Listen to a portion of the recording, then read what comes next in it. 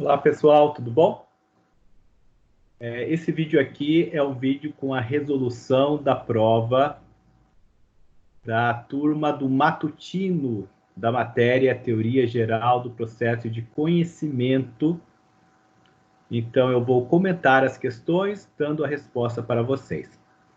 É bem provável que a letra correta das opções não seja a mesma para todos, inclusive não seja a mesma que eu vou dar de resposta para vocês. Então, atentem para a frase que eu direi que está certa, e não pela letra, tá? Atentem na frase e não na letra, porque no momento de elaborar a prova, eu pedi para o sistema embaralhar as questões, embaralhar as letras, tá? Para que confundisse, né? Para que ninguém copiasse um do outro. Enfim, as letras estão embaralhadas, então você preste atenção na frase que está correta, ok? Vamos lá, então. A primeira questão é uma questão que eu tirei da FCC, uma prova de 2019, do Tribunal de Justiça do Maranhão para o cargo de oficial de justiça. A questão diz assim: em relação à forma, ao tempo e ao lugar dos atos processuais, considere 1. Em regra, os atos e os termos processuais dependem de forma determinada, salvo quando a lei não exigir, considerando-se válidos os atos realizados com essa obediência formal. 2. Versando o processo sobre direitos que admitam autocomposição, é lícito às partes plenamente capazes estipular mudanças no procedimento para ajustá-lo às especificidades da causa e convencionar sobre os seus ônus, poderes, faculdades e deveres processuais antes ou durante o processo. E 3. Os atos das partes, consistentes em declarações unilaterais ou bilaterais de vontade, produzem imediatamente a constituição, modificação ou extinção de direitos processuais, inclusive no tocante à desistência da ação. 4. Além dos declarados em lei, são feriados, para o efeito forense, os sábados, domingos, os dias em que não haja expediente forense. E 5. Os atos processuais realizar-se-ão ordinariamente na sede do juízo ou, excepcionalmente, em outro lugar, em razão de deferência de interesse da justiça, da natureza do ato ou de obstáculo arguido pelo interessado e escolhido pelo juiz. Bom, então vamos agora para a resolução da questão. Vou comentar frase por frase, ok? Então a questão pede: está correto que consta apenas em. Então vamos lá. A frase 1. Em regra, os atos e os termos processuais dependem de forma determinada, salvo quando a lei não o exigir, considerando-se válidos os atos realizados com essa obediência formal. Então essa questão está errado. Os atos processuais não dependem de forma determinada. Veja lá o que está escrito no artigo 188. Os atos e os termos processuais independem de forma determinada, salvo quando a lei expressamente a exigir, consideram-se válidos os que, realizados de outro modo, lhe preencham a finalidade essencial. Então, o que está errado nessa primeira frase é que fala que, em regra, os atos e os termos processuais dependem de forma determinada, sendo que a lei fala que independem de forma determinada. A segunda frase: versando o processo sobre direitos que admitam autocomposição, é lícito às partes plenamente capazes estipular mudanças no procedimento para ajustá-lo às especificidades da causa e convencionar sobre os seus ônus, poderes, faculdades e deveres processuais antes ou durante o processo. Essa frase está correta. É o que está escrito lá no artigo 190.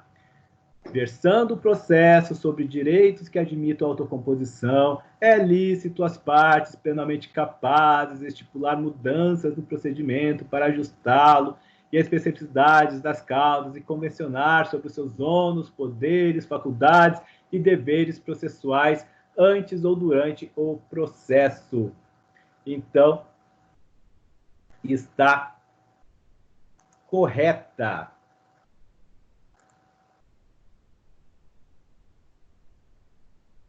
Próxima frase.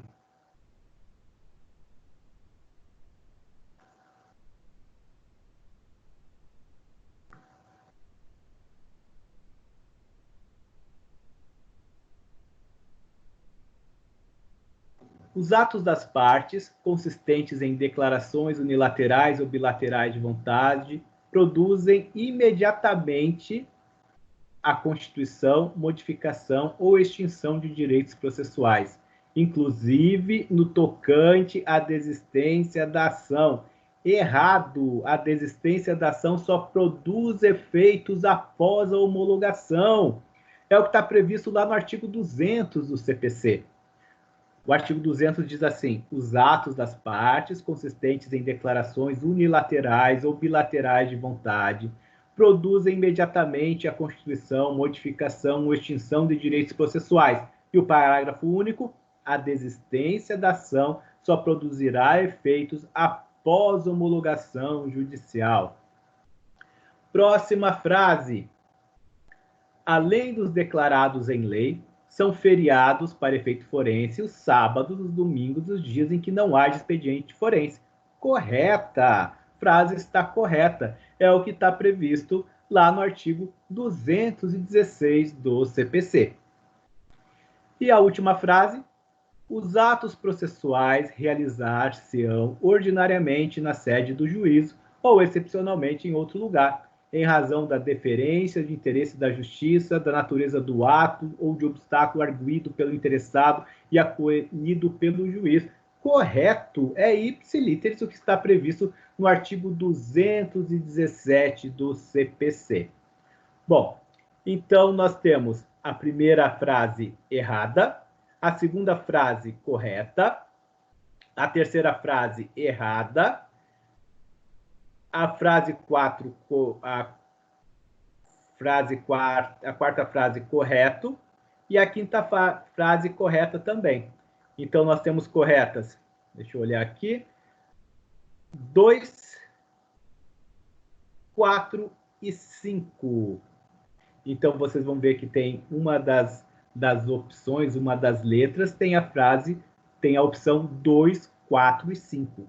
Aqui no meu gabarito está a letra A, mas como eu pedi para embaralhar a numeração para vocês, então é provável que seja outra letra para você. Mas você vai olhar a frase correta, é a frase 2, 4 e 5.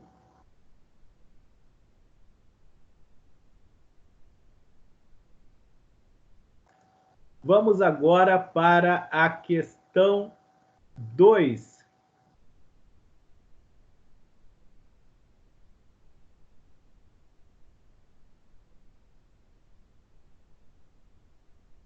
A questão 2 foi tirada da banca CESP do ano de 2019 para o Tribunal de Contas do Estado de Rondônia, cargo procurador do Ministério Público de Contas.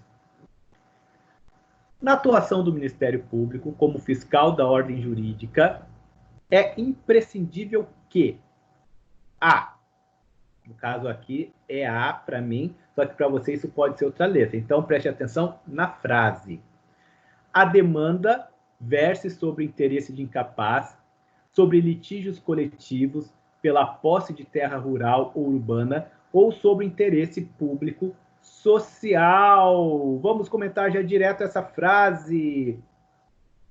De fato, a intervenção do Ministério Público é obrigatória nas ações que envolvam o interesse de incapaz ou interesse público e social, bem como nas que digam respeito ao litígio coletivo pela posse da terra rural ou urbana. É o que está lá no artigo 178 do CPC, onde diz assim: o Ministério Público será intimado para, no prazo de 30 dias, intervir como fiscal da ordem jurídica nas hipóteses previstas em lei ou na Constituição Federal e nos processos que envolvam 1.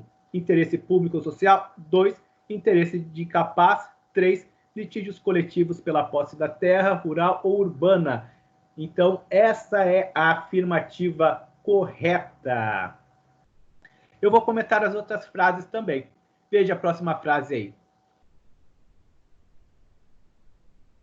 A fazenda pública seja parte no processo. É? Não, né? Lá no artigo 178 do CPC, diz o seguinte: a participação da fazenda pública não configura por si só hipótese de intervenção do Ministério Público. Então, essa afirmativa está errada. A próxima afirmativa: seja oferecido parecer sem o qual não será dado seguimento ao processo.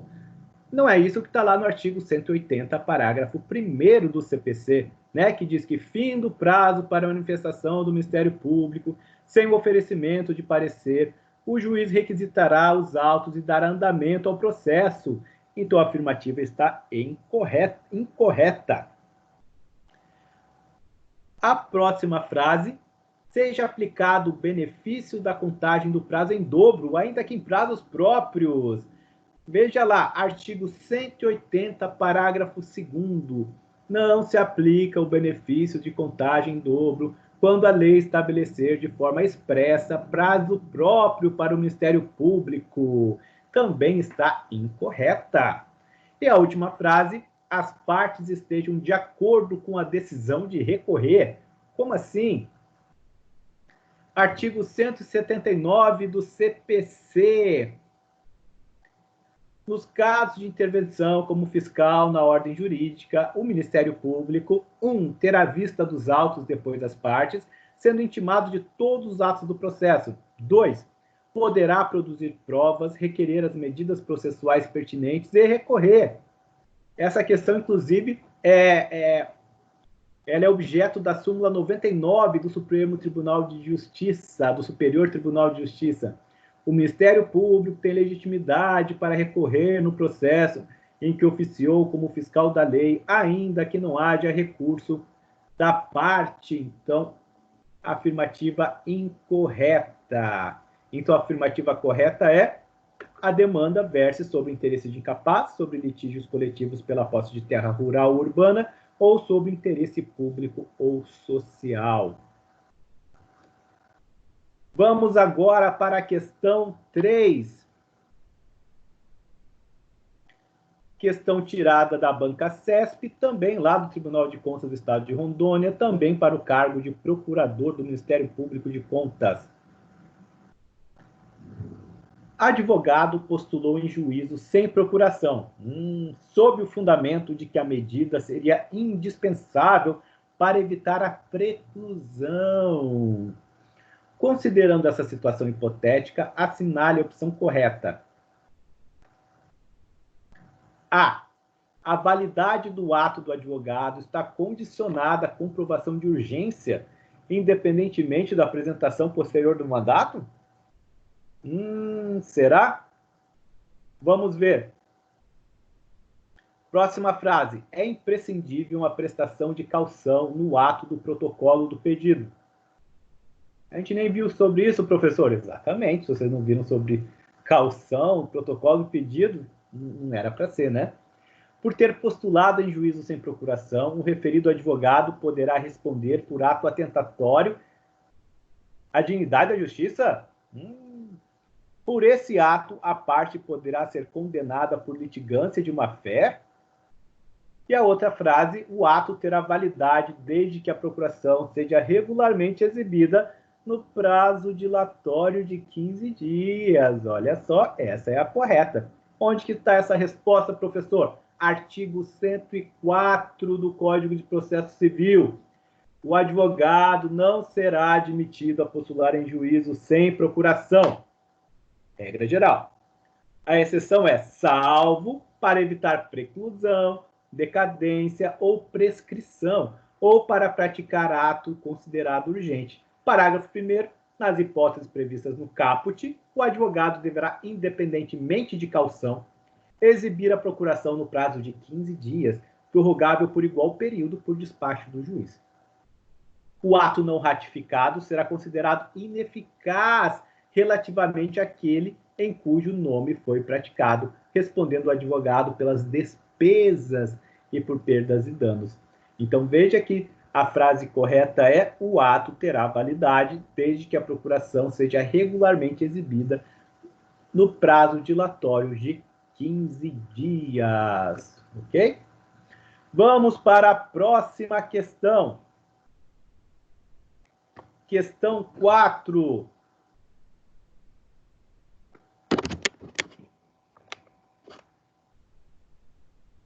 Questão 4 foi tirado também da CESP, também do cargo de procurador do Ministério Público de Contas, TCE Rondônia. Prova em 2019. A respeito da jurisdição e ação, assinale a opção correta. Olha, questão sobre jurisdição. A jurisdição civil é exercida pelos juízes e tribunais nacionais e internacionais. Pera lá, será? O que diz o artigo 16 do CPC? A jurisdição civil é exercida pelos juízes e pelos tribunais em todo o território nacional, conforme as disposições desse código. Então, a afirmativa está incorreta. Próxima frase. Em regra, não é competência da jurisdição nacional ação cuja obrigação deva ser cumprida no Brasil. Ué, não foi o que a gente acabou de ler? Não é? Veja só o artigo 21 do CPC. Compete à autoridade judiciária brasileira processar e julgar as ações em que 1. O réu, qualquer que seja a sua nacionalidade, estiver domiciliado no Brasil. E 2. No Brasil tiver de ser cumprida a obrigação. Logo, a questão está incorreta também. Próxima frase. Para postular em juízo, é necessário haver interesse, legitimidade e possibilidade jurídica do pedido. Olha só como essa daqui é uma pegadinha. Ela parece estar tão certa. Inclusive, quem estudou no Código de Processo Civil anterior ao atual vigente, baseado no Código de Processo anterior, essa questão estaria correta. Mas não é o caso no Código vigente. Veja só o que está lá no artigo 17 do CPC. Para postular em juízo, é necessário ter interesse e legitimidade. Então, o que está faltando ali? Possibilidade jurídica do pedido. Não precisa para postular em juízo haver possibilidade jurídica do pedido? Veja só, isso vai ser decidido junto com o mérito. Então, para postular, não é necessário que tenha. Se não houver possibilidade jurídica do pedido, isso vai fazer parte do mérito. O juiz vai decidir isso no mérito. E não é uma questão, então, uma questão que seja essencial para ser postulado em juízo. Então, a C também está errada. Próxima frase. É permitida a postulação de direito alheio em nome próprio, desde que autorizada pelo ordenamento jurídico. Nossa, nós tivemos uma aula sobre isso. O professor insistiu nesse artigo. Olha só, essa aqui é que está correta. Veja só, lá no artigo 18, ninguém poderá pleitear direito alheio em nome próprio. Regra geral. Exceção, salvo quando autorizado pelo ordenamento jurídico. Isso chama substituição processual, não é isso? E é lá o que diz a frase, para postular em juízo, é permitida a postulação de direito alheio em nome próprio. Não é a regra geral, essa é a exceção, porque a exceção é desde que, ou seja, a condição sine qua non, sem a qual não pode existir, desde que é autorizada pelo ordenamento jurídico. Então, é um entendimento contrário ao senso, né? Não está exatamente como está escrito no Código de Processo Civil, mas, porém, é o que se entende do que está escrito no Código de Processo Civil. E a outra frase, a cooperação jurídica internacional somente é possível sob a vigência de tratado assinado pelo Brasil. Nós não vimos isso em aula, certo? Mas o artigo 26, parágrafo 1º, diz o seguinte: na ausência de tratado, a cooperação jurídica internacional poderá realizar-se com base em reciprocidade manifestada por via diplomática. Então, essa questão está errada também. Então, qual é a correta, professor? A correta é permitida a postulação de direito alheio em nome próprio, desde que autorizada pelo ordenamento jurídico. Questão 5. É uma questão CESP.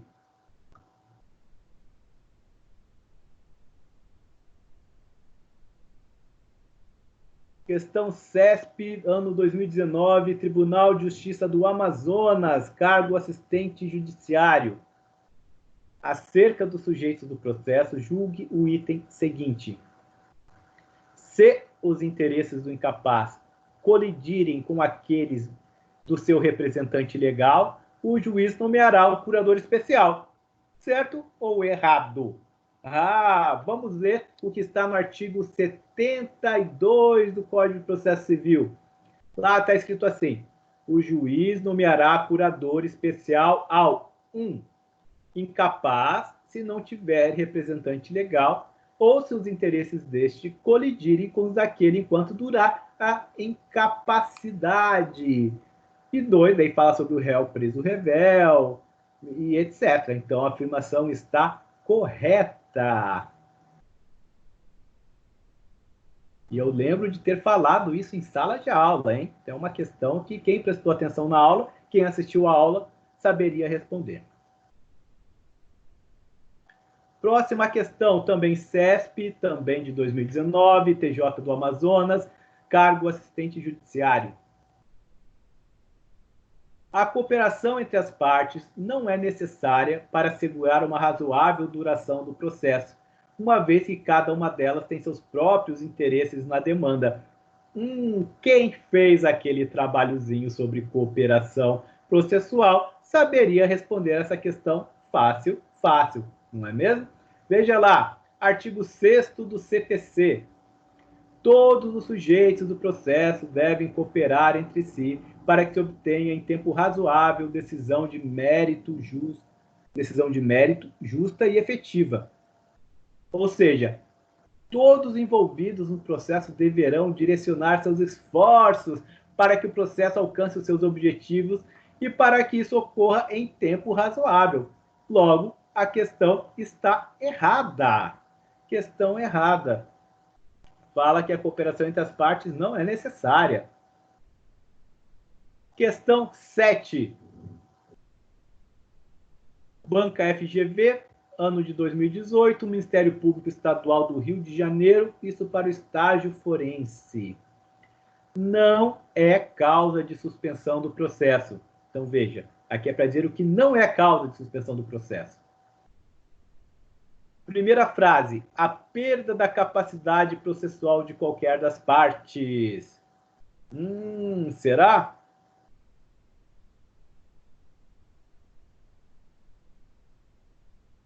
Segunda questão, segunda frase, a arguição de equívoco do valor da causa. C, o parto de advogada responsável pelo processo, única patrona da causa. E D, a convenção das partes.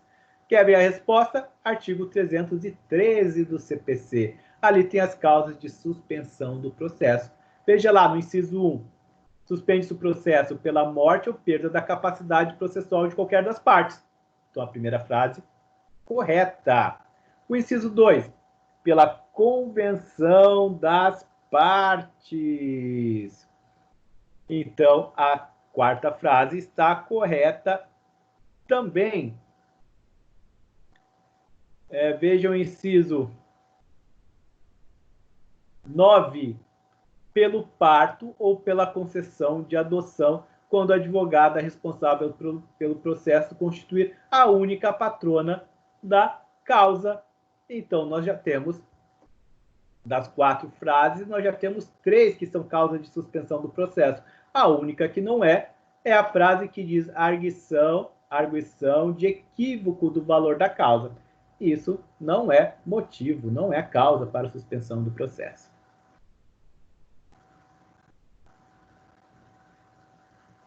Próxima questão.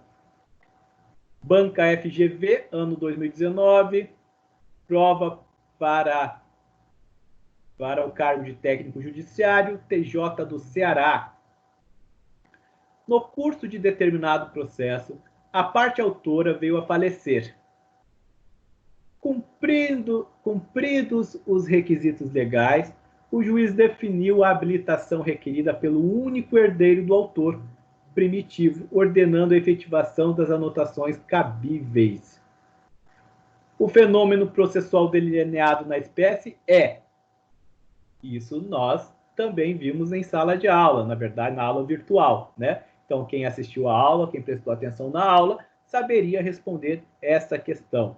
Então, tem as opções: substituição processual, sucessão processual, nomeação autoria, assistência litisconsorcial, litisconsórcio passivo superveniente. Não, primeiro a gente tem que saber que nós não falamos sobre a frase litisconsórcio passivo superveniente. Então, o professor não pediria isso na prova. O professor não falou também sobre nomeação autoria. Então, também não pediria isso na prova. Sobraram, então, assistência litisconsorcial.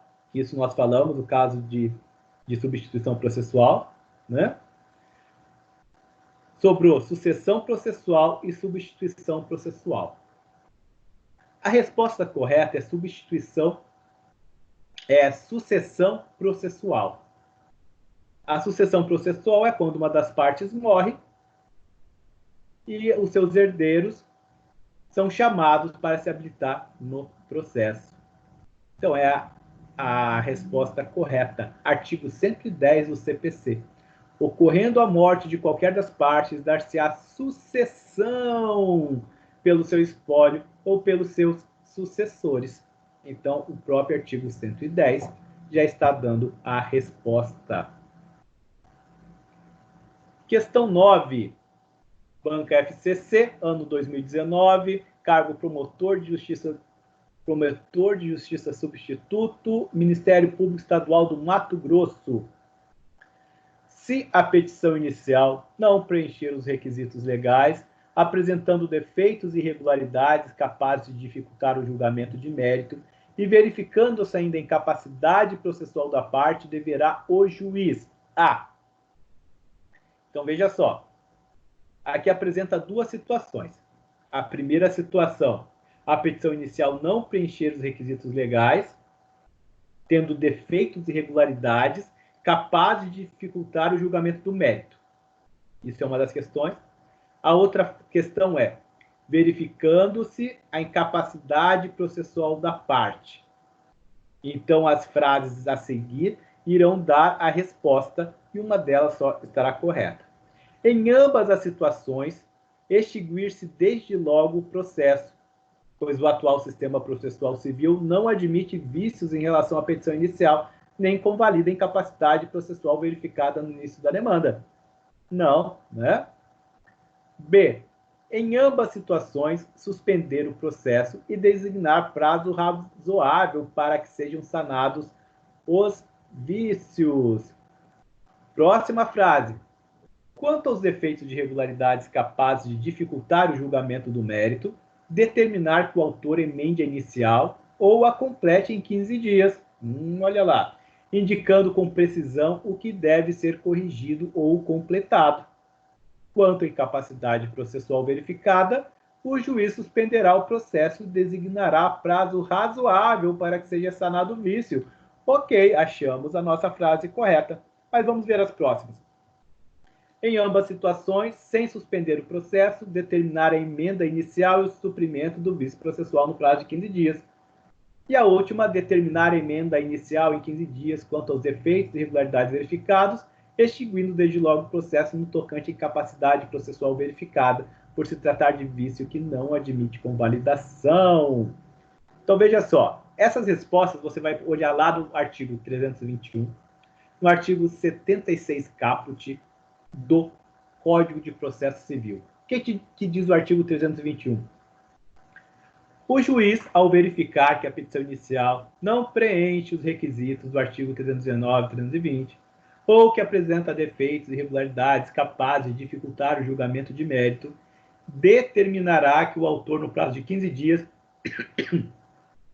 a emende ou a complete, indicando com precisão o que deve ser corrigido ou completado. Parágrafo único. Se o autor não cumprir a diligência, o juiz indeferirá a petição inicial. Artigo 76. Verificada a incapacidade processual ou a irregularidade da representação da parte, o juiz suspenderá o processo e designará prazo razoável para que seja sanado o vício. Logo, a frase correta foi a terceira frase que eu li, que é, vou repetir agora. Quanto aos efeitos e irregularidades capazes de dificultar o julgamento do mérito, determinar que o autor emende a inicial ou a complete em 15 dias, indicando com precisão que deve ser corrigido ou completado. Quanto à incapacidade processual verificada, o juiz suspenderá o processo e designará prazo razoável para que seja sanado o vício. Questão 10. Banca Vunesp, ano de 2018, Câmara de Olímpia, cargo de procurador jurídico. Qualifica-se como prejudiciais as questões. Prejudiciais, lembra que nós falamos sobre as questões prejudiciais, inclusive que são diferentes as questões prejudiciais das questões preliminares? Lembram que uma fala a respeito do direito, outra fala a respeito de questões processuais? Nós falamos sobre isso em sala de aula. Quem prestou atenção vai acertar a questão. Essa daí é uma questão mais teórica, né? Que você, se você procurou lá no Teotônio Negrão ou no Humberto Teodoro Júnior, nos capítulos que eu indiquei para que fosse estudado, você também chegará à conclusão correta. Então vamos lá. Qualifica-se como prejudiciais as questões que constituem propriamente o objeto da pretensão formulada. Prejudicial constitui o objeto? Não, né? Relativas à existência de uma relação jurídica e relevantes para a solução do mérito. Essa é a questão correta, não é isso? A questão prejudicial é aquela questão que exista, né, que tem uma relação jurídica com o mérito que está sendo discutido na causa e que a solução dessa questão prejudicial é relevante para a solução do mérito do processo em andamento também. Então, o que acontece? Se espera a solução dessa relação jurídica no outro processo. Ok? Então, qualificam-se como prejudiciais as questões atinentes à existência, inexistência, o modo de ser de uma relação ou situação jurídica que, embora sem constituir propriamente o objeto da pretensão formulada, que é o mérito da causa, são relevantes para a solução desse mérito, como a questão de filiação, nação de alimentos, ou na petição de herança, validade do contrato na ação de cobrança de uma das parcelas, que são diferentes das questões preliminares, que tem a ver com a existência, eficácia e validade do processo. As preliminares podem conduzir apenas à impossibilidade do julgamento do mérito, não contribuindo para a solução. São questões meramente processuais. Já as questões prejudiciais repercutem sobre o mérito da causa. Então, a questão correta é relativas à existência de uma relação jurídica e relevantes para a solução do mérito. Essa é a opção correta. E, por fim, questão 11.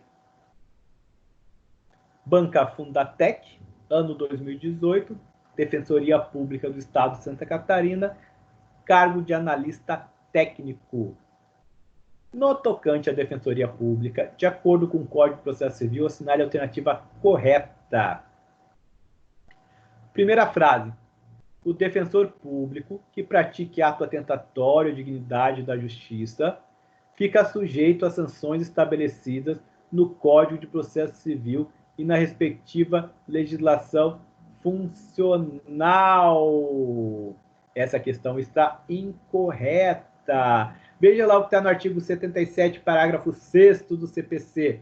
aos advogados públicos ou privados, aos membros da Defensoria Pública, ao Ministério Público, não se aplica o disposto no parágrafo 2º e 5º, devendo eventual responsabilidade disciplinar ser apurada pelo respectivo órgão de classe ou corregedoria ao qual o juiz oficiar, certo? Então, errada a questão, incorreta.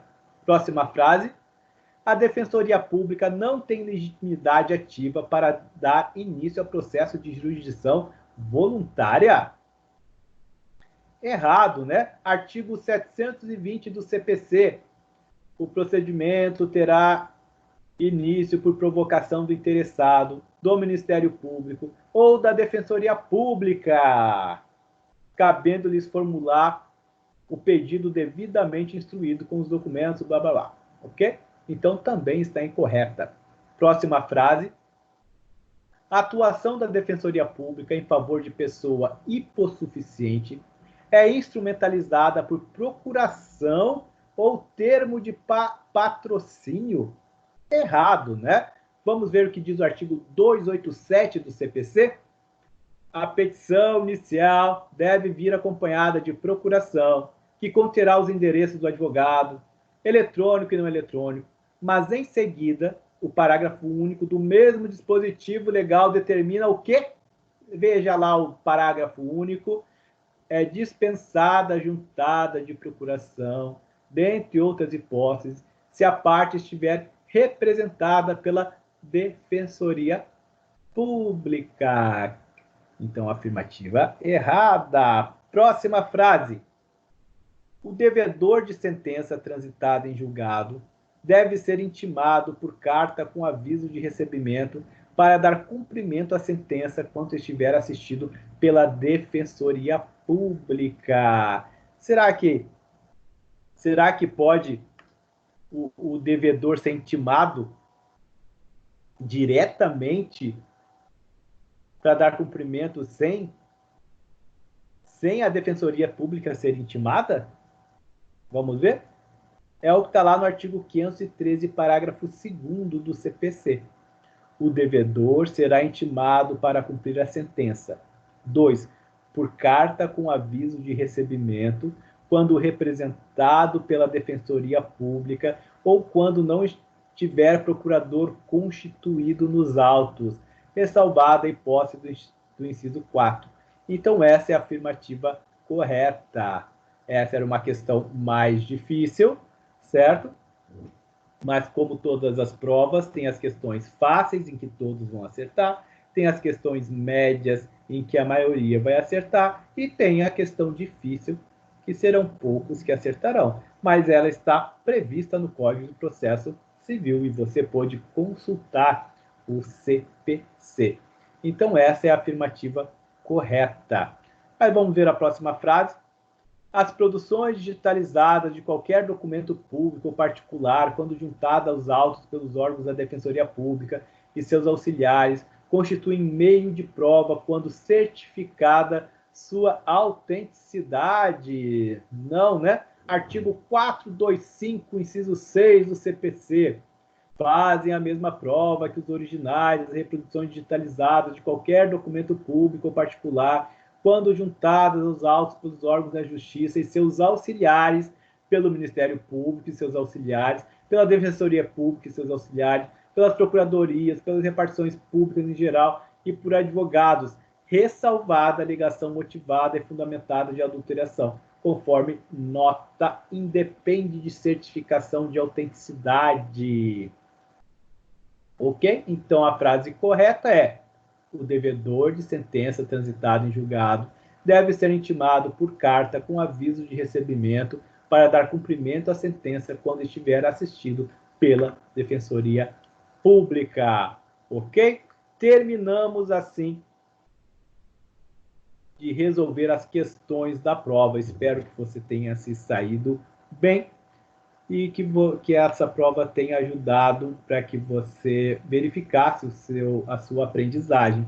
Se faltou alguma coisa na sua aprendizagem nesse período, revise as aulas que foram dadas, os temas que foram propostos e a bibliografia que foi indicada pelo professor. Tá bom? Valeu, pessoal! Bom dia, tarde ou noite, eu não sei que horário que vocês vão assistir esse vídeo. E nos vemos na próxima aula.